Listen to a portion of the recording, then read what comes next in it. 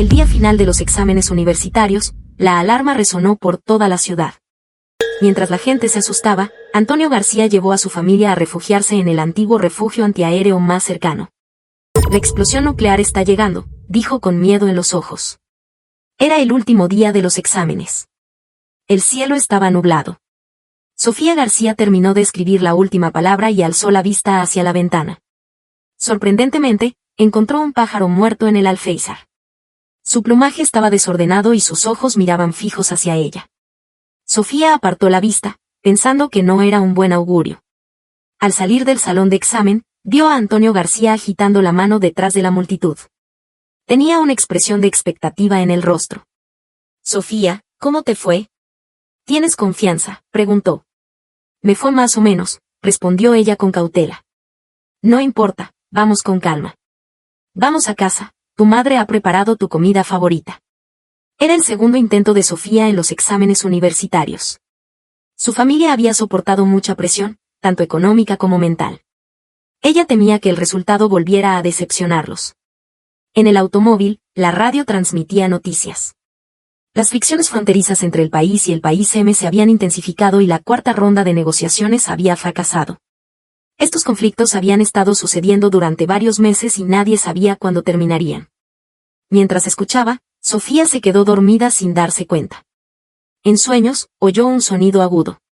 Se despertó sobresaltada y notó que el sonido provenía de todos lados, incluso del teléfono de su padre.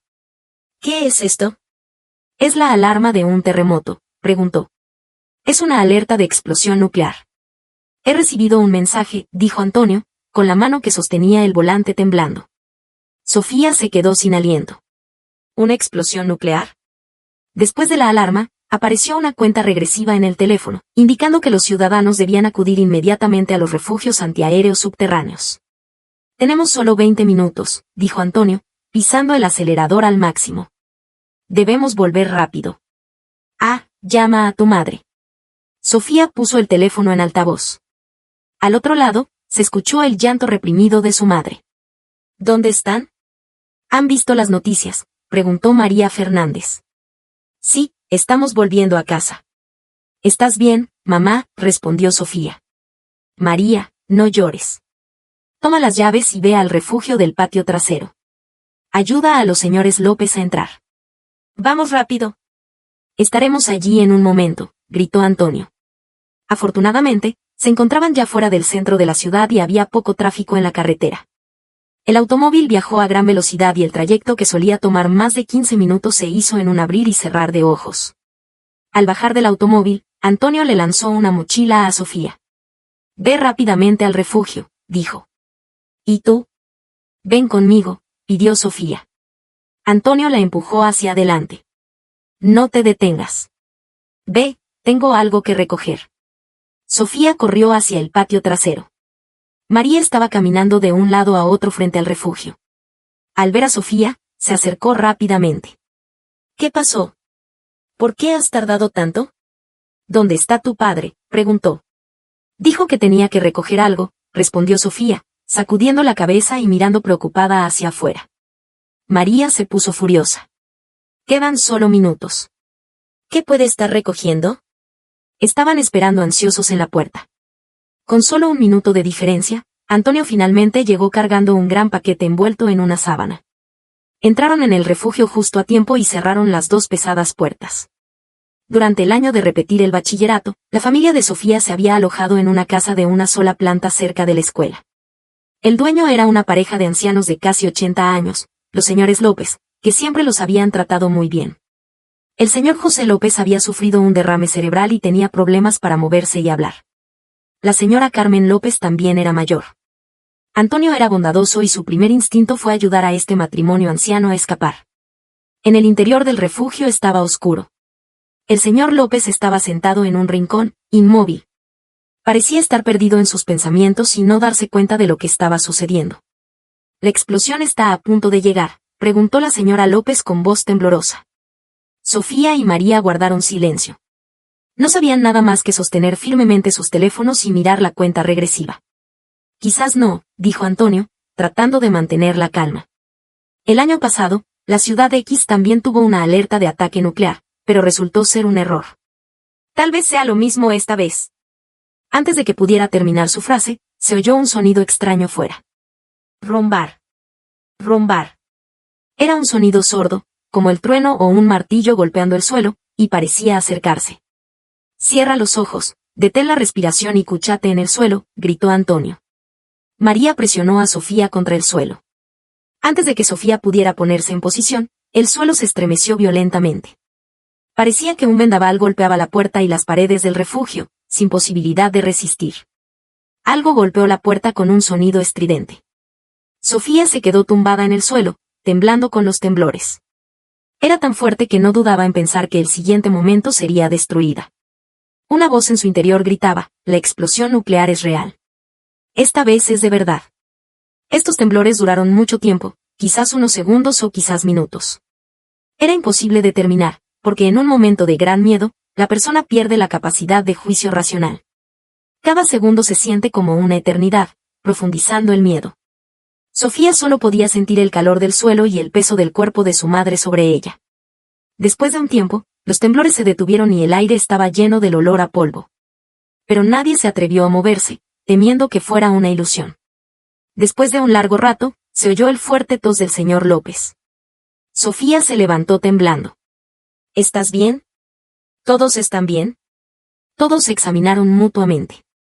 Excepto por una lesión leve de la señora López, todos estaban a salvo por el momento. Sí, solo por el momento. Habían escapado solo de la primera oleada de la explosión nuclear. Quizás haya una segunda o tercera oleada, dijo Antonio con voz temblorosa. ¿Qué pasaría si hubiera otra?, preguntó María. Probablemente no podríamos escaparse. Esperemos, respondió Antonio. Antonio dijo que, juzgando por la magnitud de los temblores, la zona central de la explosión estaba lejos de ellos. Pero si hubiera otra explosión, no tendrían tanta suerte. Sofía buscó su teléfono para ver las noticias, pero había tantos desechos y polvo en el suelo que no podía encontrar nada. Los 5 se acurrucaron en la parte más profunda del refugio, sin atreverse a hacer ningún movimiento. El aire estaba silencioso y pesado, interrumpido solo por la tos entrecortada del señor López. Después de unos minutos, no se escuchó ningún ruido fuera. Antonio encontró una linterna y la encendió con emoción. Quizás no habrá más. Voy a ver cómo está afuera. Antes de que se moviera hacia la puerta, la señora López dijo con voz apremiante, no vayas. El señor López dice que no vayas. Todos los miraron sorprendidos. El señor López, que sufría de demencia, estaba sosteniendo fuertemente la mano de su esposa, con tanta fuerza que sus uñas se clavaron en la carne. Sus labios temblaban y su cabeza se movía ligeramente. Al acercarse, Sofía pudo escuchar 2 palabras, no vayas. Mi marido dice que no vayas. Definitivamente no debes, dijo la señora López, preocupada. Afuera debe haber peligro. Los 3 miembros de la familia de Sofía se miraron el uno al otro. Después de unos segundos de silencio, María se dio cuenta de algo. ¿El señor López conoce algo sobre la radiación nuclear?, preguntó. Yo no lo sé, respondió la señora López. ¿Qué hacía el señor López antes?, preguntó Antonio. Era un profesor de física durante más de 40 años, respondió la señora López. Física, dijo Antonio con interés. Señor López, cuéntanos lo que sabes. Así aumentaremos nuestras posibilidades de sobrevivir. Bajo la luz de la linterna, los labios del señor López se movieron. Habla con dificultad. Hay, polvo, dijo. Sofía se dio cuenta. ¿Polvo radiactivo? Recordó vagamente que su profesor de física también les había dado una charla sobre cómo evitar el peligro de la radiación nuclear. Pero en aquel momento, estaba aburrida y no prestó atención. Solo recordaba esta palabra. El señor López levantó la mano con emoción y comenzó a hacer gestos en el aire, murmurando al mismo tiempo. Tardaron un tiempo adivinando lo que quería decir. Finalmente, entendieron. El señor López estaba diciendo que era demasiado peligroso afuera. Había mucho polvo radiactivo y si se lo inhalaba, podría ser mortal. Les aconsejaba quedarse en el refugio durante unos días. María suspiró. Entramos deprisa y no trajimos comida. Antonio sacó el paquete envuelto en la sábana. Aquí hay algo. Al abrirlo, Sofía y María se alegraron. Contenía una mezcla de alimentos y bebidas, 6 botellas de agua mineral, 2 paquetes de instant noodles, una bolsa de pan, 2 bolsas de encurtidos y una bolsa de duraznos. No era mucho, pero les permitiría sobrevivir por un tiempo. Después de un largo rato, cada uno comió un poco de pan, buscaron algunas piezas de plástico y cartón desechados para hacer una cama y se acostaron para descansar. Era difícil dormir. Sofía se sentó en el suelo y seguía presionando su teléfono, pero no recibía ninguna señal. Se sentía preocupada. Todos hablaron sobre la radiación nuclear, adivinaron cuál era la zona central de la explosión y hablaron sobre la situación bélica. Pero cuanto más hablaban, más inquietos se sentían. Debe ser la ciudad L. Hay una planta eléctrica y una base militar allí. Es el primer objetivo de los ataques, dijo Antonio. El país M es demasiado desvergonzado. Ha violado abiertamente el tratado de negociación, dijo María. Tal vez sea una guerra suicida, dijo Sofía. ¿Qué podemos hacer? Estamos atrapados aquí. ¿Vamos a morir?, preguntó María. No pienses en eso. Cuando sea seguro, podremos salir, respondió Antonio. Sí, primero debemos sobrevivir, dijo Sofía. Dormitando, Sofía se acurrucó en el cartón y se quedó dormida. Soñó que estaba en su pequeño dormitorio con una estera en la cama. Acababa de llover y el viento soplaba fuerte fuera de la ventana. Los libros en el escritorio se movían con un sonido susurrante. Debía levantarme para estudiar, pensó, pero estaba cansada y sin fuerzas. No puedo, pensó. El examen universitario está cerca. Si sigo siendo perezosa, no me admitirán en la universidad. Con todo su esfuerzo, Sofía se obligó a abrir los ojos, pero estaba en total oscuridad. Se dio cuenta de que todo había sido en vano. Durante los siguientes 3 días, se quedaron en el refugio como animales atrapados, sobreviviendo con poco alimento. Comer y dormir no eran problemas, pero el baño era una verdadera pesadilla. El espacio era pequeño y sin ventilación. Tuvieron que cavar un hoyo para enterrar sus desperdicios. Era horrible. El señor López les dio más información sobre la radiación nuclear. Habla con dificultad, pero ellos lograron entender más o menos lo que decía. Su teléfono se quedó sin batería y no habían traído una radio. No tenían idea de lo que estaba sucediendo en el mundo exterior. Afortunadamente, no hubo una segunda explosión nuclear en esos 3 días. Parecía que la crisis había pasado. Se hablaron y decidieron abrir la puerta. Se protegieron con ropa de abrigo, pantalones, guantes, mascarillas y gorros, ya que el aire podía todavía contener restos de polvo radiactivo. Abrir la puerta no fue fácil. Después de la explosión, la puerta del refugio estaba atascada. Tuvieron que hacer un gran esfuerzo para abrir una rendija. En el momento en que abrieron la puerta, el viento llevó el polvo hacia adentro. Retrocedieron y esperaron a que se calmara antes de salir. No podían creer lo que veían. La mayoría de las casas de una sola planta estaban derruidas. El suelo estaba cubierto de escombros. Al caminar un poco más, vieron que era así en toda la calle. Sus casas habían desaparecido. Su hogar se había ido. Estaban tristes y perdidos en la calle. Detrás de ellos, se escuchó el llanto reprimido de la señora López. Después de un tiempo, vieron a algunos hombres y mujeres con máscaras respiratorias y trajes de protección caminando por los escombros. Corrieron hacia ellos y se enteraron de la última situación. El país M había violado el tratado y lanzado 2 bombas nucleares a las ciudades L y W del país, destruyendo las bases militares locales. La ciudad L, donde la explosión se había producido, estaba a decenas de kilómetros de distancia. Esa zona ahora era una zona prohibida. No había noticias oficiales sobre las víctimas y los esfuerzos de rescate. La ciudad W estaba a miles de kilómetros de distancia. No se sabía nada sobre su situación. Su zona también se había visto afectada debido a la proximidad. Las casas derruidas habían causado muchas muertes y lesiones. Algunas personas que habían estado expuestas mostraban síntomas iniciales. Los trabajadores comunitarios les preguntaron detenidamente sobre su situación y llamaron a un médico para examinarlos. Luego, les dijeron, no parecen tener problemas graves. Si se sienten mal, avísenos. ¿Y ahora qué? ¿Dónde debemos ir?, preguntó Sofía. Hay bases de seguridad en algunos condados al norte. El ejército dirigirá la evacuación. Deben ir a registrarse primero, respondió el trabajador comunitario. ¿Volverán a atacar? ¿El país M?, preguntó Antonio. El trabajador comunitario respondió con firmeza, no se preocupen. Hemos recibido noticias de que, Debido a que el país M ha violado abiertamente el tratado, nuestro país no ha dejado nada en el tintero y ha lanzado la mayoría de los misiles en la zona de guerra, destruyendo muchas áreas del país M. Si se atreven a hacer algo, les haremos desaparecer. Sofía dijo con emoción, genial. Estos criminales merecen morir. En aquel momento, se sintieron más tranquilos y su ánimo se elevó. Pero después de registrarse, recibieron una noticia decepcionante. La evacuación se haría en lotes y ellos estaban en el último grupo. Tendrían que esperar al menos 3 días. La comunidad les dio tiendas de campaña, mantas y algunos artículos de aseo, así como trajes de protección, kits de primeros auxilios y un poco de alimento. Había muchas personas afectadas como ellos. Todos se ponían trajes de protección y máscaras antirradiación y saludaban de lejos, sin mucha intimidad. Era normal. Todos estaban asustados. La incertidumbre sobre el futuro y la evolución de la situación bélica eran una sombra constante. Además, temían que alguien Antonio se fue con la señora López al hospital temporal, pero estaba lleno de gente. Todos mostraban síntomas iniciales debido a la exposición. Antonio esperó en cola durante mucho tiempo y solo consiguió una botella de linimento para dolores de espalda. Encontraron un muro que parecía resistente y montaron una tienda de campaña. También cargaron su teléfono en la comunidad, pero la señal era muy débil. Era difícil navegar por internet y solo podía hacer una llamada con suerte.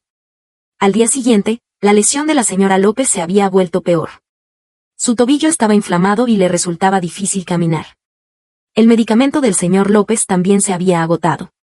Sofía y Antonio hablaron con la comunidad para ver si podían evacuar a los ancianos más temprano. Pero la respuesta fue, estamos tan preocupados como ustedes. Las carreteras cercanas se han desplomado y solo se han despejado 2. Hay demasiados afectados. Por seguridad, debemos hacerlo por lotes. No había nada que hacer. María encontró algunas hierbas que alivian el dolor y la inflamación y las aplicó en la herida de la señora López. Finalmente, llegó el día de la evacuación. Ese día, el cielo estaba nublado. Con las máscaras en la cara, les resultaba difícil respirar. Un grupo de más de 1000 personas se subieron a los autobuses uno por uno y se dirigieron hacia la base en el Condado del Norte. El viaje duró aproximadamente 8 horas. Era una zona montañosa y la carretera era irregular. Después de la explosión nuclear, había un riesgo elevado de derrumbes y caídas de rocas. Días antes, un autobús había sido golpeado por una roca y se había precipitado por un acantilado. Aún no habían encontrado el vehículo. Antes de partir, todos firmaron un acuerdo de seguridad que establecía que debían obedecer las instrucciones y que cualquier acción no autorizada tendría consecuencias personales. Una vez en marcha, Sofía estaba emocionada y miraba constantemente por la ventana. Ten cuidado, le dijo María. Afuera todavía hay peligro. Sofía no le hizo caso. ¿Qué peligro? No habrá más explosiones. Cuando lleguemos al Condado del Norte, buscaré a mi amiga. Antes de que pudiera terminar su frase, se escuchó una alarma estridente en el copiloto. Rápidamente, la alarma se reprodujo en los edificios cercanos. El sonido provenía de todos lados. Sofía se quedó quieta, con el corazón en un puño.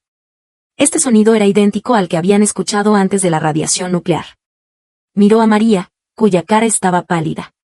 No. No está bien, dijo. Antonio miró su teléfono y dijo con voz alterada, he recibido un mensaje. Alerta de explosión nuclear. Tenemos 10 minutos. En ese momento, Sofía se quedó sin aliento. ¿No se suponía que estaba seguro? ¿Por qué había otra explosión nuclear? Un hombre en el autobús gritó, esta vez no es una bomba nuclear, sino una reacción en cadena. La central nuclear cercana se ha derrumbado. En ese momento, el conductor del autobús detuvo bruscamente el vehículo, abrió la puerta y salió corriendo. Los pasajeros se despertaron de su letargo y comenzaron a apresurarse a bajar del autobús. Ellos se movían más lentos porque tenían que cuidar a los 2 ancianos. Sofía estaba preocupada, pero no podía presionar. Había algunos grandes refugios antiaéreos gubernamentales cerca, pero estaban demasiado lejos. No podían correr hasta allí, así que buscaron un refugio cercano. El autobús se había detenido cerca de un centro comercial. El edificio parecía estar en buen estado, pero estaba lleno de gente. Quedaban solo 3 minutos. Corrieron hacia la puerta y la golpearon, pero nadie estaba dispuesto a abrir. Lo miraban con indiferencia y algunos evitaban la mirada. En su momento de mayor desesperación, el señor López señaló con dificultad el estacionamiento subterráneo y dijo que era más seguro. Pero llegar allí no era fácil. El estacionamiento subterráneo estaba demasiado lejos y los ascensores no funcionaban. Con los dos ancianos, no podían correr rápido. Sofía se desplomó en lágrimas. Todos han entrado al centro comercial y nosotros somos demasiado lentos, dijo. El señor López insistió, vayan abajo. Vamos, dijo Antonio. Escuchemos al señor López. Sofía se sintió abrumada por la frustración y la indignación. Frustración por su situación actual e indignación por la actitud de aquellos que no les ayudaron. Con solo un minuto de diferencia, finalmente llegaron al estacionamiento subterráneo. Pero, para su horror, la puerta estaba cerrada y no se podía abrir. Afortunadamente, había una pequeña habitación para almacenar objetos cerca. Delante de la puerta había una pila de bicicletas. La habitación era pequeña y apenas podía albergar a los 5. ¡Rápido! Adentro, gritó Antonio. Espera, esta puerta no se cierra. Intentemos bloquearla, dijo María. Señor López, adentro, llamó Sofía. Quedaban solo 10 segundos para la explosión nuclear. Pero el señor López y la señora López estaban todavía fuera, inmóviles. Justo cuando Antonio quería salir a llamarlos, se escuchó la voz entrecortada del señor López. No es necesario. Después de esa breve frase, se oyó un golpe fuerte. El señor López había cerrado la puerta con fuerza. Los tres se quedaron boquiabiertos. Ellos no tenían intención de entrar. Solo querían asegurarse de que ellos estuvieran en un lugar seguro. María gritó y trataron de abrir la puerta. ¿Qué están haciendo? Entren rápido. Pero era demasiado tarde. Antes de que pudieran terminar sus frases, se oyó el sonido sordo de un trueno, igual que la última vez. El suelo y las paredes se estremecieron violentamente. En el siguiente instante, Sofía no podía controlar su cuerpo y se cayó hacia una esquina. Luego, algo cayó sobre su espalda. Parecía ser un cubo de basura. Sofía se aferró con fuerza a un poste de la puerta, recordando las palabras del señor López. Cerró los ojos, detuvo la respiración y abrió levemente la boca. Esta oleada de temblores duró mucho tiempo antes de detenerse lentamente. En la oscuridad, Sofía buscó a sus padres. Solo encontró algunos objetos desparramados. Papá. Mamá, susurró. Una mano la agarró. Sofía, mamá está aquí.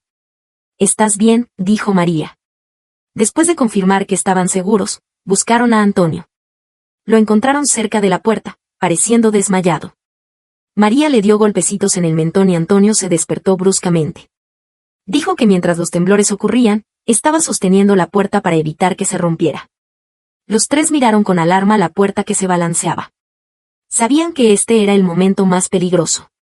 El señor López les había dicho que en los primeros segundos a decenas de segundos de radiación nuclear, los rayos gamma y los neutrones, que no se pueden ver con el ojo humano, penetrarán rápidamente las células humanas y dañarán el ADN. Cuanto más cerca estés, más daño recibirás. Esto puede ser letal. Pero estos rayos gamma y neutrones desaparecerán después de un minuto y afuera se tornará un poco más seguro. Esperaron con los ojos clavados en el reloj mecánico que todavía estaba funcionando, hasta que se escuchó una voz ronca. An. Era la voz del señor López. Antonio los protegió detrás de él y abrió la puerta a una rendija. El señor López estaba tumbado en el suelo, con una pila de ladrillos bloqueando su cabeza. Su mano izquierda se extendía hacia ellos con dificultad. Sioar. Ran. Aquí no es seguro, dijo. Detrás de él, la señora López estaba tumbada en el suelo, con sangre derramada por todas partes. Era obvio que estaba muerta. Correr en contra del viento. Buscar, no. Antes de que pudiera terminar su frase, su mano se detuvo en el aire y luego cayó. El señor López estaba muerto. Su cuerpo estaba en la posición de empujar la puerta en su último momento. Sofía sintió un dolor intenso en el corazón, como si le hubiera clavado un cuchillo. No podía hablar. Hace apenas 15 minutos, estaba resentida con ellos. Pensaba que si no fuera por ellos, no se habrían demorado tanto. Pero ellos no tenían intención de sobrevivir. En el último momento, los habían protegido. Antonio reaccionó rápidamente. Abrió la puerta y empujó algunas bicicletas que estaban en buen estado. Vamos, busquemos un refugio antiaéreo. Vamos en bicicleta, contra el viento, dijo. El señor López había dicho que después de la explosión nuclear, debido al pulso electromagnético, todos los dispositivos electrónicos y los medios de transporte no funcionarían. Las bicicletas serían la mejor herramienta de escape. Correr en contra del viento y alejarse de los polvos radiactivos que se acercarían en 10 minutos era la única manera de salvarse. Montaron en las bicicletas con la mayor rapidez posible y salieron disparados del centro comercial. En el camino, había muchos escombros y objetos derramados por la explosión, e incluso algunos cadáveres en el camino. No tenían tiempo para mirar. Pedalearon con todas sus fuerzas hasta la entrada del centro comercial. Cuando llegaron, se quedaron sorprendidos. Las puertas de cristal del centro comercial, que parecían sólidas, estaban rotas. Había muchos cadáveres en la entrada. Había también algunas personas gravemente heridas gritando en el interior. Sin duda, aunque estas personas parecían solo heridas, habían sido expuestas a la radiación nuclear sin protección. Había otros que corrían por el camino, intentando encontrar un medio de transporte para escapar. Pero los automóviles no se encendían y las bicicletas eléctricas no funcionaban. Cuando pasaron por ellos, se excitaban y algunos salían corriendo para robarles las bicicletas. Afortunadamente, reaccionaron rápidamente y no se detuvieron un solo segundo. Pedalearon con todas sus fuerzas y evadieron a esas personas. Algunos los siguieron corriendo. María se volvió y gritó: «Hay muchas bicicletas en el estacionamiento subterráneo». Después de esta frase, cambiaron de dirección y se alejaron. Se relajaron un poco. No era que fueran indiferentes, sino que en el borde de la muerte, cualquier demora significaba la muerte para todos. Antonio se orientó. «Vamos al refugio antiaéreo número 2. Quedan 6 o 7 minutos. Podemos llegar a tiempo», dijo. Sofía y María lo siguieron de cerca. Avanzaron por el camino lleno de escombros, con el viento golpeando su traje de protección. El viaje fue relativamente tranquilo durante un tiempo. Sofía miró una placa de dirección y vio que solo quedaban 500 metros hasta el refugio antiaéreo número 2. Estos metros no significaban nada. Este pensamiento acababa de pasar por su mente cuando Antonio detuvo bruscamente la bicicleta. Sofía se acercó y vio que había algunos automóviles estacionados y el camino estaba cubierto de trozos de vidrio. Era imposible pasar con la bicicleta. «Descienden, corramos», dijo Antonio rápidamente. «Aún tenemos tiempo». Justo cuando bajaron y comenzaron a correr, no más de 15 metros, ocurrió un accidente. De un automóvil cercano salió una mujer cubierta de sangre. Corrió hacia María y abrazó sus piernas. «Ayúdame», gritó. No llevaba traje de protección y tenía un objeto clavado en el abdomen. No podían ayudarla. Era difícil llegar hasta el refugio, mucho menos llevar a una mujer gravemente herida. María luchó desesperadamente, pero la mujer era muy fuerte. María no podía soltarse. Sofía corrió a ayudar. Pensaba que si no se soltaba, la golpearía con una piedra. Estaba dispuesta a matarla para salvar a su madre. En ese momento, la mujer comenzó a llorar y gritar: «Hay un niño en el automóvil. Ayudadlo. Por favor». Los tres se quedaron sin aliento. Era por el niño. Intercambiaron rápidamente un vistazo y tomaron una decisión. Antonio abrió la puerta del automóvil y sacó un niño, que estaba dormido o inconsciente. El niño tenía alrededor de 4 o 5 años y estaba envuelto en un traje de protección. La mujer soltó la mano y empujó un bolso hacia ellos. Se tumbó en el suelo y comenzó a besar el suelo. «Ayudadlo, por favor», dijo. Antonio abrazó al niño y asintió. María miró a la mujer con compasión y suspiró. Recogió el bolso. Quedaba poco tiempo. Los tres corrieron con todas sus fuerzas, alcanzando su máxima velocidad. Sofía sentía como sus pantorrillas se contraían y su garganta le dolía, pero no se atrevía a detenerse. Los polvos radiactivos se acercarían pronto. Aunque no eran tan intensos como los rayos de la explosión, eran aún letales. Quedaba solo un minuto. La puerta del refugio antiaéreo número 2 estaba a la vista. Estaba construido en la montaña detrás de un edificio residencial, pero la pesada puerta estaba cerrada. Pero sabían que había alguien adentro. Durante los días de espera para la evacuación, el ejército les había dicho repetidamente que en caso de peligro, debían acudir a estos refugios antiaéreos en el menor tiempo posible. Corrieron hacia la puerta. Quedaba solo medio minuto. María golpeó la puerta con fuerza y Sofía gritó. Dieron muchos golpes, pero no hubo respuesta. Sofía estaba a punto de enloquecer. No había otro lugar donde refugiarse. Si no abrían la puerta, estaban perdidos. Su ruido era muy fuerte. El niño en los brazos de Antonio se despertó y comenzó a llorar con fuerza. Su llanto era agudo y penetrante. Quizás fue el llanto del niño o el ruido de golpear la puerta, pero la puerta se abrió lentamente una rendija. Estuvieron encantados y entraron rápidamente.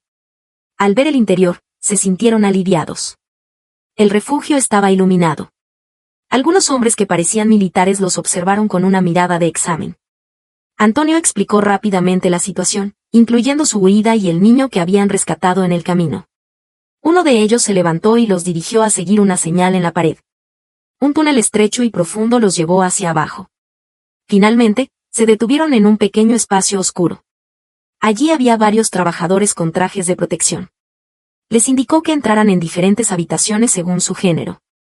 Al entrar, era una habitación de duchas de unos 15 metros cuadrados.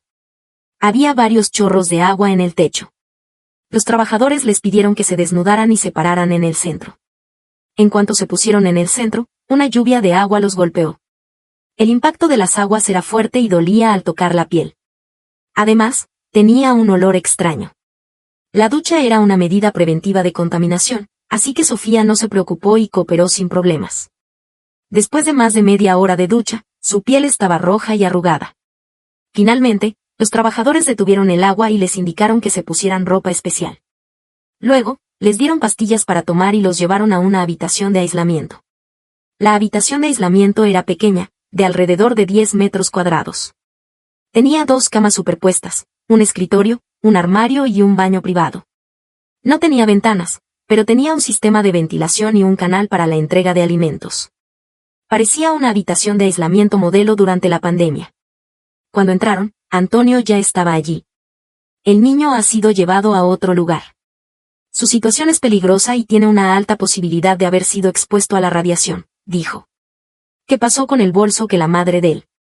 ¿Qué pasó con el bolso que la madre del niño dio? Preguntó Sofía. Dijeron que lo desinfectarán y luego nos lo devolverán, respondió Antonio.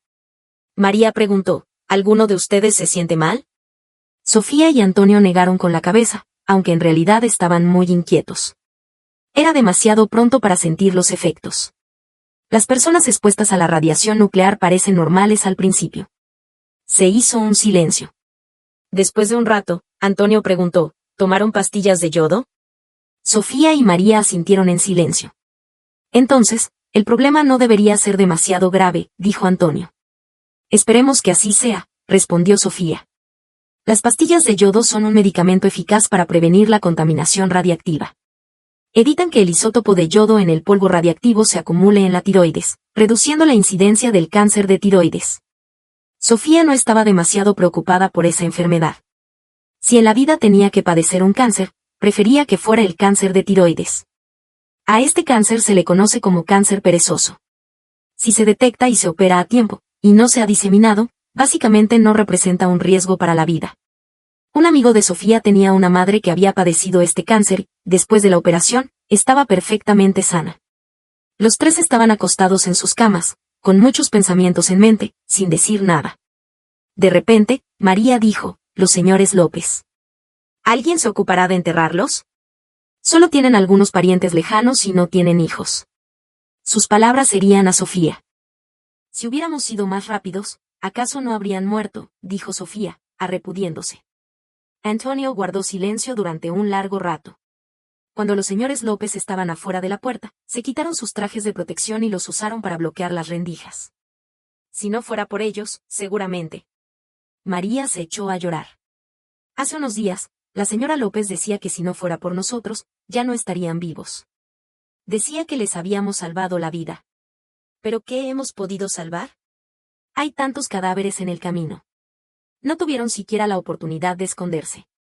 Nosotros, dijo Antonio con voz angustiada, hemos sido muy afortunados. Las lágrimas de Sofía brotaron y enterró la cabeza en la sábana para no hacer ruido. Nunca había odiado la guerra como en ese momento. Los países que obtienen beneficios con armas extremas son despiadados. Están desafiando los límites de la humanidad. Si la cadena ecológica se rompe, se destruirá a toda la humanidad. Y personas comunes como ellos son víctimas políticas. ¿Qué más ha hecho el país M? ¿Se atreve a hacer algo más?, preguntó Sofía. Están aterrorizados. Incluso un conejo se defiende cuando está en peligro. Nuestros misiles espaciales han destruido muchas de sus áreas militares. Ya no pueden reaccionar. Además, serán juzgados en un tribunal militar, respondió Antonio. Me alegra. Merece lo que les ha pasado, dijo María. Esta vez, la fuga de la central nuclear no fue tan grave como la anterior, pero está demasiado cerca. Los diálogos de sus padres llegaban débilmente a Sofía. Ella miraba el techo blanco, distraída. No sabía cuánto tiempo pasó antes de que se quedara dormida. No dormía bien. En sueños, estaba siempre huyendo. El cielo estaba cubierto de nubes negras y el trueno retumbaba. A su alrededor había cadáveres horribles. Intentaba escapar, pero siempre había algo extraño que la agarraba por las piernas. Tentáculos con mucus, manos con huesos desnudos, y enredaderas frías. Una voz en su oído gritaba, ¿crees que puedes sobrevivir? Todos vamos a morir. Sofía se despertó con un grito, asustando a sus padres. ¿Qué te pasó?, preguntó María. Estaba soñando, respondió Sofía, secándose el sudor de la frente. Ya es medianoche. Come algo, dijo María, señalando el reloj en la pared. Solo había comida rápida en cajas, sin mucho sabor, pero Sofía estaba tan hambrienta que la comió de un tirón. Después de comer, se quedó tumbada un rato más. Luego, les devolvieron sus pertenencias desinfectadas. Sus únicas pertenencias personales eran el teléfono y la ropa. El teléfono no tenía señal. El bolso que la madre del niño les había dado estaba en una esquina. Sofía se acercó y lo abrió. Contenía cosas del niño, incluyendo registros de vacunas e información de identidad. El niño se llamaba Diego Martínez y tenía 4 años y medio. Al buscar en el bolso, Sofía descubrió con sorpresa que la dirección de trabajo del padre de Diego era en la zona de Black River del estado de X. Esa zona era conocida por tener la mayor base de investigación biológica del país. Pensando en la madre del niño, todos suspiraron. Estuvieron caminando de un lado a otro en la habitación de 10 metros cuadrados, y cuando se cansaban, se acostaban. No había ningún tipo de entretenimiento. El equipo de radio en el techo solo emitía ruidos confusos. Los trabajadores les traían agua y comida cada algunas horas. Cuando preguntaban sobre lo que estaba pasando afuera, la respuesta era siempre la misma. Todavía no pueden evacuarse. Están en fase de observación de aislamiento. Si se sienten mal, avísenos inmediatamente. Les organizaremos una atención médica. Aquí está seguro. No se preocupen. Ellos estaban confiados en que, al haber evitado la exposición a la radiación y haber tomado medidas de protección adecuadas, no tendrían problemas graves. Antonio dijo con una sonrisa, estamos bien. Pero 3 días después, Antonio no se encontraba bien. Empezó a sentir náuseas y vómitos. Pensaron que era por algo que había comido mal, pero al mediodía, los vómitos se volvieron violentos. Inmediatamente avisaron a los trabajadores y les pidieron que trajeran algún medicamento. Pero en lugar de eso, los trabajadores llevaron a Antonio fuera. 1 hora después, recibieron la noticia. Antonio mostraba síntomas de exposición temprana a la radiación nuclear. Sofía y María se quedaron heladas. Sabían vagamente que una vez que alguien está expuesto a la radiación nuclear, es casi imposible curarse. Una vez que el ADN se ve dañado, la función del cuerpo se deteriora rápidamente hasta la muerte. No hay manera de salvarlo. Querían salir desesperadamente para cuidar a Antonio, pero los trabajadores se mostraron firmes. Dijeron que estaban en fase de observación de aislamiento y no podían salir. Sofía y María no pudieron dormir durante las noches. Analizaron una y otra vez por qué Antonio había sido expuesto a la radiación y ellos no. Luego, María dijo, ese lugar fuera del estacionamiento, donde tu padre estaba vigilando la puerta, ¿será que entonces? Sofía guardó silencio y se dio la vuelta. En ese momento, las lágrimas brotaron. Probablemente también deberían haber muerto. Quizás también les estuviera llegando el momento. No solo ella, seguro que María pensaba lo mismo. Su estado de ánimo cayó al límite. María no comía ni bebía durante todo el día y solo miraba la puerta, en silencio. ¿Por qué ha sucedido esto? Hemos intentado tanto, murmuraba constantemente. Sofía miraba el tablero de la cama de arriba. La vida se había vuelto terriblemente oscura. Durante los siguientes días, no obtuvieron más noticias sobre Antonio. Estaban ansiosos, revisando su estado de salud todos los días, temiendo que también ellos mostraran síntomas. Preguntaban constantemente por Antonio, Incluso gritaban desesperados para salir, pero los trabajadores no les hacían caso. Hasta que, después de 15 días, finalmente abrieron la puerta que los mantenía encerrados. Salieron del refugio antiaéreo y vieron a otras personas. Eran hombres y mujeres con la cara pálida y la expresión apática. Al ver la luz del sol, cerraron los ojos involuntariamente. Era como si fueran ratas que habían estado escondidas demasiado tiempo en un zaguero y ya no estaban acostumbradas a la luz del día. Después de un momento de confusión, todos comenzaron a buscar desesperadamente a sus seres queridos, incluyendo Sofía. Ella se abrió paso entre la multitud, pero no vio a Antonio. Justo cuando se estaba poniendo nerviosa, alguien le dio un golpe en la espalda. Se volvió y vio a un niño mirándola con enfado. ¿Dónde está mi madre? Devuélvame a mi madre, dijo. Diego, dijo Sofía, mirándolo de arriba a abajo. Era el niño que habían rescatado en el camino. Era sorprendente que estuviera bien después de estar expuesto. Devuélvame a mi madre, volvió a gritar, y comenzó a patear a Sofía. Sofía se dio un paso atrás, impaciente. Odiaba a los niños traviesos que chillan. Tu madre no puede volver, le dijo. Al oír esto, el niño gritó y corrió hacia ella, mordiéndole la mano. El mordisco era muy fuerte y Sofía sintió un dolor intenso en la muñeca. Sofía gritó y empujó al niño. Vio que tenía una marca profunda en la muñeca y que había sangrado. Eres un perro, ¿qué te pasa?, dijo Sofía, enfadada. El niño se echó al suelo y comenzó a darse vueltas, llorando. Devuélvame a mi madre, devuélvame a mi madre. María se acercó al oír el ruido. ¿Por qué lo has molestado? Es solo un niño, dijo, mirando a Sofía. Sofía no le hizo caso al niño. Mamá, ¿has sabido algo? ¿Qué has averiguado?, preguntó. María negó con la cabeza, desanimada. Dicen que está en el hospital, pero no han dicho dónde exactamente. Como no pueden saberlo, fueron ellos los que lo llevaron, dijo Sofía. De repente, el niño en el suelo dejó de llorar y dijo con una expresión misteriosa: el señor gordo se fue. Lo llevaron en un camión grande y cerrado. Un camión grande y cerrado, exclamaron Sofía y María al mismo tiempo, llamando la atención de los demás. El niño asintió con solemnidad. Sí, un camión muy cerrado. Había gente vigilando. Han llevado a muchas personas. Varias personas se acercaron y rodearon al niño. ¿Es verdad, dónde lo viste?, preguntó uno.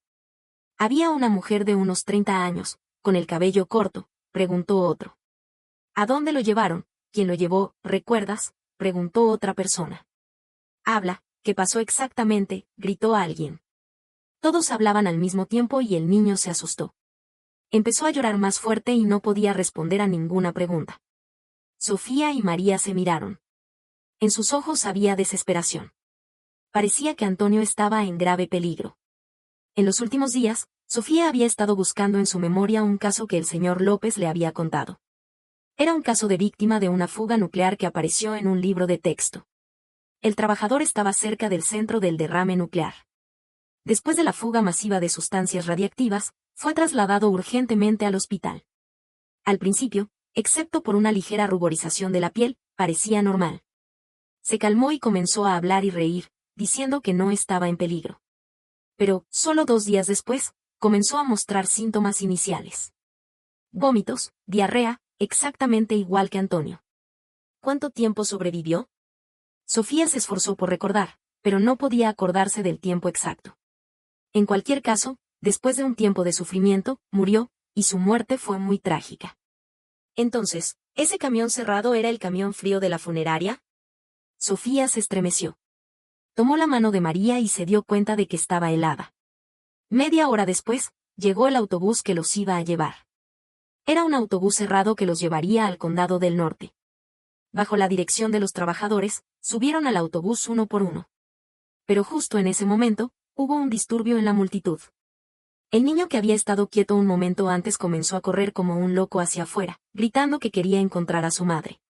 Por supuesto, no llegó a escapar más de 20 metros y lo devolvieron. Luego, la persona lo empujó hacia Sofía y María. Cuídalo, dijo. Sofía intentó explicar, este niño no es de nuestra familia. Quien lo trajo, se hace cargo, dijo la persona. Forzados, tuvieron que llevar consigo a este niño. Sofía susurró a María que, una vez llegaran a destino, tendrían que dejarlo. En el camino, el ambiente era desesperante. Media hora después, el niño lloró hasta quedarse dormido de cansancio. Finalmente, hubo silencio. Sofía suspiró y miraba por la ventana el paisaje devastado. Pensando en Antonio, cuya vida estaba en peligro, su corazón se llenó de inquietud. La carretera por la que viajaba el autobús era una ruta temporal, no solo angosta sino también con muchos obstáculos, por lo que la velocidad no era muy alta. Debido al último incidente, Sofía tenía un trauma psicológico grave. Temía que hubiera otra explosión nuclear. No sabía cuánto tiempo viajaron, pero el autobús se detuvo en un valle abandonado. El conductor preguntó, ¿alguien necesita ir al baño? Más adelante, la carretera pasa por un acantilado y no será posible parar. Sofía se levantó y el niño, con los ojos medio cerrados, la agarró y la siguió fuera. Todos fueron a hacer sus necesidades detrás de una casa abandonada, separados por género. Pero cuando Sofía salió, el niño había desaparecido. Buscó por todos lados y se sorprendió al ver que estaba corriendo hacia adelante. Esto no podía pasar. Si perdía al niño, tendría graves problemas. Corrió detrás del niño, intentando atraparlo. Corrió varios metros y finalmente lo agarró. El niño luchaba desesperadamente y señaló hacia adelante con una expresión ansiosa. «Mira, hay un camión grande y cerrado», dijo. Sofía miró fijamente el camión, era un camión normal. «¿Este es el camión?», preguntó. El niño asintió con solemnidad. «Sí, este es el camión de mi papá». Sofía lo examinó de cerca y se dio cuenta de que tenía razón. En la parte trasera del camión estaba escrito Black River. ¿Este niño sabía leer? ¿Cuántos años tenía? Al preguntar, Sofía se enteró de que había reconocido el nombre por el símbolo característico al lado de la palabra. «Quiero encontrar a mi papá», dijo el niño. «No, vuelve conmigo», dijo Sofía, intentando retenerlo. De repente, el niño dijo, «El señor Gordo fue llevado desde aquí». «¿De verdad?», preguntó Sofía, sorprendida. El niño asintió con fuerza. 5 minutos después, mientras los trabajadores cargaban y descargaban mercancías, Sofía y el niño se subieron al camión sin ser notados. El camión estaba lleno de bolsas negras cubriendo montones de cosas que olían a hierbas medicinales. Se sentaron entre las bolsas y se balanceaban con el movimiento del camión, sin decir nada. Sofía preguntó en un susurro, ¿mi papá fue realmente llevado a Black River? El niño respondió con enfado, «Si no me crees, no importa». Sofía estaba inquieta. No era que no confiara en el niño, sino que no podía creer que Antonio hubiera ido a ese lugar. No había hospitales allí. Una base como esa, ¿alguien podía salir vivo de allí? Al menos, Sofía se había dado el trabajo de detener a una persona del autobús anterior y decirle a María que se había ido a buscar a Antonio, así que esperaba que su madre no se preocupara demasiado. El camión viajó delante del grupo principal durante aproximadamente 2 horas y luego se desvió hacia un sendero montañoso, en dirección a Black River. Sofía se acercó a una rendija del camión y miró hacia afuera. Era una región de montañas y rocas. De vez en cuando, podía ver piedras cayendo desde la cima de las montañas. Después de la explosión nuclear, la región montañosa estaba afectada por derrumbes de rocas, deslizamientos de tierra y carreteras bloqueadas. Había trabajadores limpiando el camino en todo momento. En el camión, se mantuvieron en silencio y luego se quedaron dormidos. Durante el tiempo en el refugio antiaéreo, debido a que no tenían nada que hacer, dormían más de 12 horas al día, y su reloj biológico estaba desajustado. Cuando se despertaron bruscamente por el frenado del camión, ya era de noche. Sofía se asomó a la rendija y vio una alta cerca. Se escuchaba el murmullo de voces, que parecían venir de lejos. La compuerta del camión estaba cerrada desde el exterior, pero podía accederse al compartimiento del conductor, donde la puerta estaba abierta. Era el momento de escapar, antes de que alguien se acercara. Sofía despertó rápidamente al niño, que dormía con la boca abierta. «Vamos, buscamos a tu papá», dijo. Con sigilo, se deslizaron sobre las bolsas de hierbas y bajaron del camión con precaución. Era un momento muy peligroso, y Sofía temía que el niño comenzara a gritar o llorar. Afortunadamente, el niño estaba tan ansioso por encontrar a su padre que se portó bien durante todo el camino. En la oscuridad, se escondieron detrás de los vehículos estacionados y escaparon del parqueo. Delante de ellos se extendían varios grandes edificios. Sofía estaba confundida. ¿Dónde debía buscar a Antonio? El niño también estaba perdido. Miró a Sofía con una expresión de desconcierto. Justo en ese momento, Sofía vio a alguien descargar una camilla de un camión. En la camilla había una persona cubierta con una sábana blanca.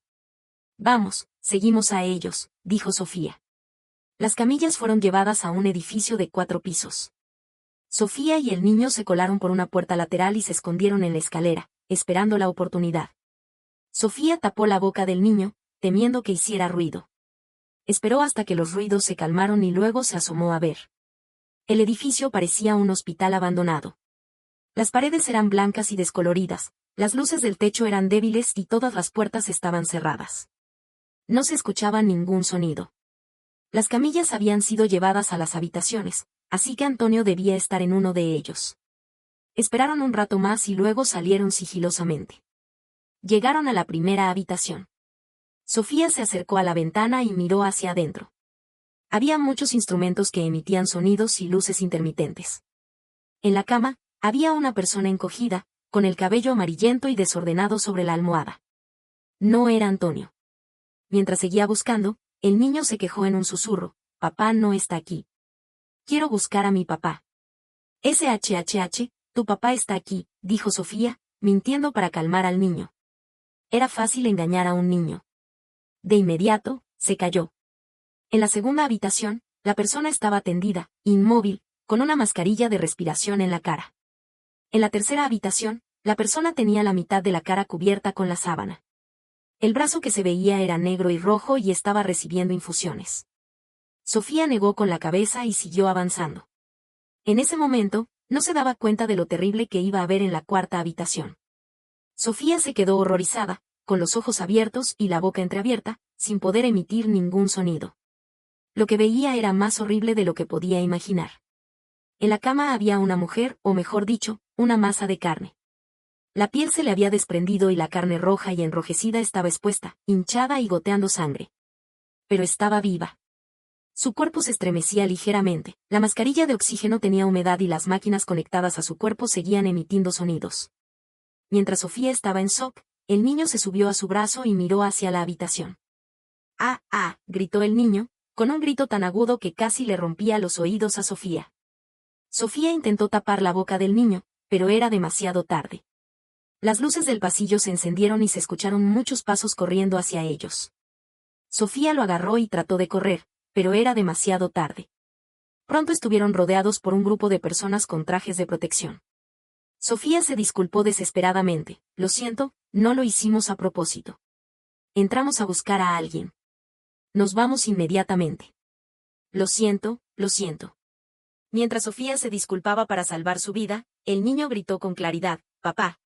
Con esas ropas, ¿cómo podía reconocer a alguien?». El niño corrió hacia un hombre que estaba al lado y éste abrió los brazos y lo abrazó. «Diego», dijo el hombre, sorprendido. «¿Qué haces aquí?». El niño se volvió y señaló a Sofía. «La señora me trajo aquí a buscarte», dijo. Sofía asintió rápidamente. «Sí, es así». El hombre dijo algo a las personas a su alrededor y luego los llevó a una oficina. Se quitó el traje de protección y Sofía pudo ver que tenía los ojos y las cejas muy parecidos al niño. Era evidente que era su padre. Se llamaba Carlos Martínez y era un científico de la base. Carlos les ofreció asientos y les sirvió agua. «¿Cómo entraron aquí?». «Diego, ¿dónde está tu madre?». Al oír esto, el niño comenzó a llorar. Sofía le contó lo que había sucedido con su madre. A medida que Carlos escuchaba, su rostro se volvió más sombrío. Después de un largo silencio, se levantó bruscamente y le hizo una profunda inclinación a Sofía. «Gracias. Si no fuera por ustedes, mi hijo no habría sobrevivido», dijo. Sofía se sonrojó. «No, fue nada. Lo hicimos por casualidad. Fue su madre la que lo salvó. Ella es una heroína». La madre del niño, a pesar de estar gravemente herida, había resistido hasta que ellos llegaron. Era realmente admirable. Carlos dijo con voz entrecortada: «Trabajo demasiado y rara vez estoy en casa. Ella se encargaba de todo con el niño. Me siento culpable con ellos». Sofía lo consoló un poco y luego preguntó sobre lo que había visto antes. «La persona que vi en la habitación, ¿qué le pasó?». «Esta», dijo Carlos, titubeando. «Esta es una institución de investigación. Ella es una paciente nuestra». Sofía sintió un nudo en el estómago. «¿Hay un paciente llamado Antonio García aquí?», preguntó con voz temblorosa. En ese momento, estaba aterrorizada. Quería encontrar a su padre, pero al mismo tiempo temía encontrarlo aquí. Después de llegar aquí, sus temores se habían confirmado y se sentía horrorizada. Carlos pensó un momento, sacó su teléfono y lo consultó. Luego, miró a Sofía.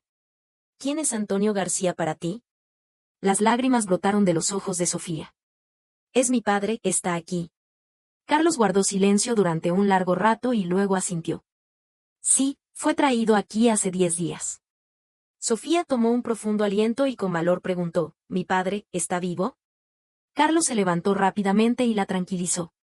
No te asustes. Tu padre no ha llegado a ese extremo. Tal vez todavía haya una oportunidad. Estamos trabajando en ello. Aunque no podemos estar seguros, pero, tal vez haya una oportunidad. Llévame a ver a mi padre, por favor. Quiero verlo, pidió Sofía. Carlos vaciló. Espera un momento. Debo pedir permiso al jefe. Carlos los llevó a su cuarto de descanso, les permitió bañarse y comer. Y para evitar que se escaparan, cerró la puerta. El niño había encontrado a su padre y estaba muy contento. Se sentaba en la cama del cuarto de descanso jugando con una tableta y luego se dormía. Era un niño despreocupado. Sofía, en cambio, estaba ansiosa. No podía comer ni dormir. Estaba muy preocupada. Esperó y esperó. Hasta que, al día siguiente, Carlos finalmente trajo buenas noticias. Te llevaré a ver a tu padre, pero primero dime que no te vas a emocionar. Mantén la calma.